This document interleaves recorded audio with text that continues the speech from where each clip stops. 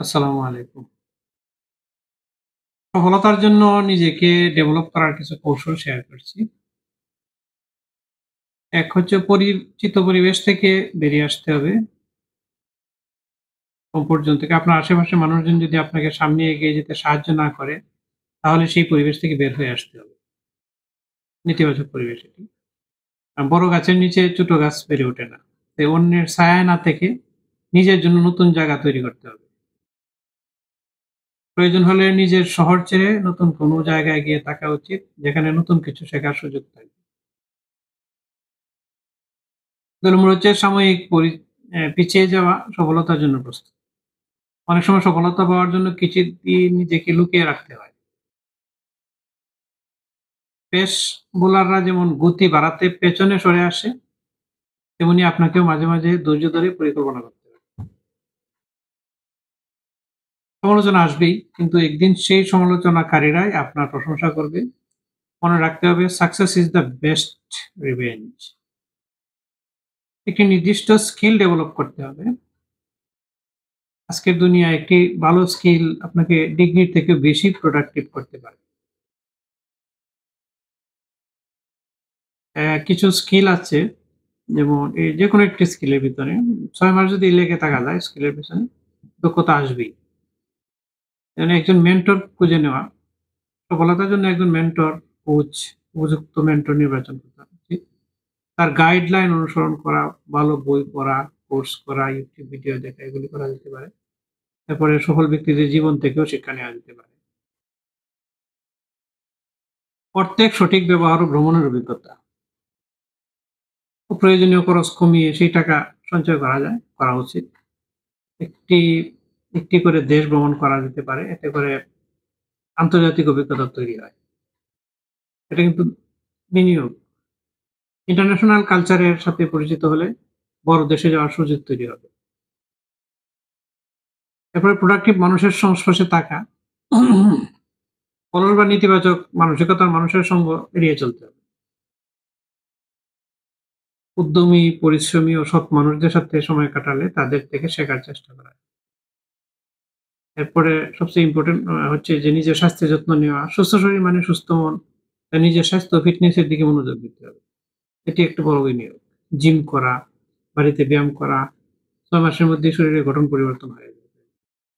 নিয়মিত ব্যায়াম করলে শক্তিশালী হাত, পেশিবহুল বুক ও মজবুত পা গঠন করা সম্ভব। সফল ব্যক্তিদের কৌশল ও অভ্যাস অনুসরণ করা উচিত।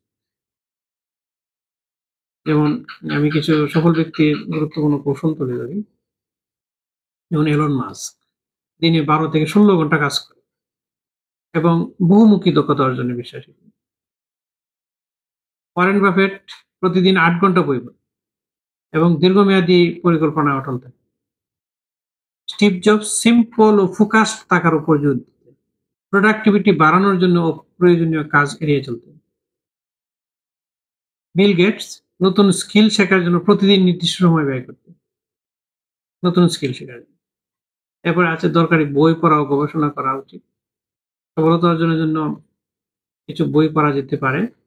যেমন অ্যাটমিক হ্যাবিটস, জেমস ক্লিয়ার, অভ্যাস পরিবর্তনের মাধ্যমে সফল হওয়ার কৌশল, ডিপ ওয়ার্ক, পল নিউপোর্ট, গভীর মনোযোগ দিয়ে কাজ করার দক্ষতা আছে এখানে। এরপরে the 7 habits of highly effective people, Stephen. এই সকল ব্যক্তিদের মূল অভ্যাস। Think and grow rich, Napoleon হিলের বই, বিখ্যাত বই আর্থিক স্বাধীনতা অর্জনের জন্য। পরে ধৈর্য একাগ্রতা ধরে রাখার জন্য দ্রুত সফলতা আসে না, এজন্য ধৈর্য ধরতে হবে। তো দৈনিক ছোট, ছোট অভ্যাস পরিবর্তন করলেই দীর্ঘমেয়াদে বড় সাফল্য অর্জন করা সম্ভব। ছোট, ছোট লক্ষ্য সেট করে ধাপে, ধাপে এগিয়ে যেতে হয়। শেষ কথা হলো যে সফলতা একদিনে আসে না। পরিকল্পিতভাবে নিজেকে ডেভেলপ করলে একদিন অবশ্যই লক্ষ্যে পৌঁছানো যায়। নিজের স্কিল উন্নয়ন করা, পরিশ্রম করা, সঠিক সিদ্ধান্ত নেওয়া, ধৈর্য ধরে অপেক্ষা করা, তবে একসময় হাতের মুঠোয় আসবে। মস্তিষ্কে আসলে সেট করে দিতে হবে। মস্তিষ্কের ভাষা হচ্ছে মন ছবি দেখা। আর সবচেয়ে উত্তম হবে যাতে ধনী হতে হলে ধনী লোকদের ফলো করা উচিত। তো তাদের কৌশলগুলি জানা উচিত। আর সবসময় বাজে লোকদের সাথে চললে, যারা নেতিবাচক ব্যক্তিত্ব, তাদের সাথে চললে কখনো বড় হওয়া, তখন তারা সবসময় বিভিন্ন কৌশলে এমনভাবে নেগেটিভ বিষ ঢুকিয়ে দিবে, ওই ভাইরাসে লাগানো কষ্ট হবে।